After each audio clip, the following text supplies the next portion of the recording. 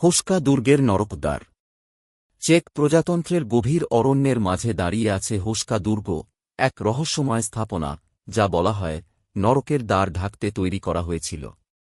কিংবদন্তি বলে, দুর্গের নিচে এক গভীর গহ্বর আছে, যেখানে থেকে রাতের বেলা অশুভ কিছুর ফিসফিসানি শোনা যায়। ড্যানিয়েল, এক প্রামাণ্যচিত্র নির্মাতা, এই কিংবদন্তির সত্যতা খুঁজতে দুর্গে রাত কাটানোর সিদ্ধান্ত নিল। স্থানীয়রা সতর্ক করেছিল, কিন্তু সে ভয় পায়নি। রাতের গভীরে মোমবাতির আলোয় দুর্গের পুরনো দেয়ালে সে কিছু অদ্ভুত চিহ্ন দেখতে পেল, প্রাচীন ভাষায় লেখা কিছু, যা সে বুঝতে পারছিল না। হঠাৎ মেঝের নিচ থেকে এক অস্বাভাবিক গর্জন শোনা গেল।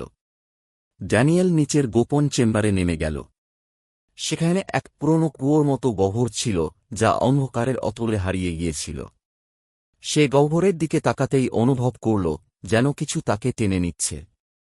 তার চারপাশের বাতাস ভারী হয়ে উঠল, আর অন্ধকার থেকে ধীরে ধীরে বেরিয়ে এলো এক বিকৃত আকৃতির ছায়ামূর্তি, গা ছমছমে চোখ, ধারালো দাঁত এবং বিকৃত এক হাসি নিয়ে। তুমি এখানে চলে এসেছ, এখন আর ফিরে যেতে পারবে না। ড্যানিয়েলের চিৎকার দুর্গের দেয়ালে প্রতিধ্বনিত হল, আর তারপর সবকিছু নিস্তব্ধ হয়ে গেল।